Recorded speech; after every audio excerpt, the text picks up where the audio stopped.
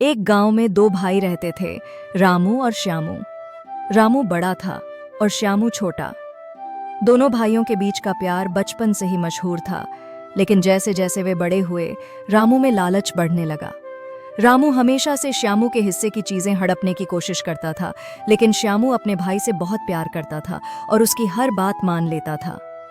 एक दिन गांव में एक साधु आया। उसने घोषणा की कि वह किसी भी व्यक्ति को एक जादुई बर्तन देगा जो अनाज को कभी खत्म नहीं होने देगा।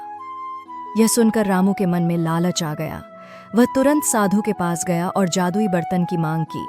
साधु ने रामू को एक शर्त पर बर्तन दिया। इस बर्तन का उपयोग अच्छे कामों के लिए करना, अन्यथा यह तुम्हारे लिए मुसीबत बन जाएगा। रामू ने साधु की बातों को अनसुना कर दिया और बर्तन को लेकर खुशी खुशी घर आ गया। उसने बर्तन में अनाज डालकर देखा और सच में अनाज कभी खत्म नहीं हुआ। रामू ने सोचा, अब तो मैं बहुत अमीर हो जाऊंगा। रामू ने उस जादुई बर्तन से खूब धन और अनाज इकट्ठा किया, लेकिन उसने अपने भाई श्यामू के साथ कुछ भी साझा नहीं किया। श्यामू को इस बात का दुख हुआ, लेकिन उसने कुछ नहीं कहा। रामू का लालच इतना बढ़ गया कि वह दिन रात बर्तन से अनाज निकालता और उसे बेचता रहता। लेकिन जैसे जैसे उसका लालच बढ़ता गया, बर्तन की भूख भी बढ़ने लगी।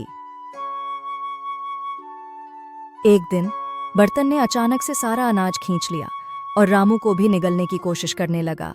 रामू घबरा गया और उसने बर्तन को रोकने की कोशिश की, लेकिन बर्तन ने उसे भी अपने अंदर खींच लिया। श्यामू ने जब यह देखा तो वह दौड़ता हुआ साधु के पास गया और उसे सारी बात बताई। साधु ने श्यामू को एक मंत्र दिया और कहा कि वह बर्तन के पास जाकर यह मंत्र बोले। श्यामू ने साधु के बताए अनुसार मंत्र पढ़ा और बर्तन ने तुरंत रामू को बाहर उगल दिया।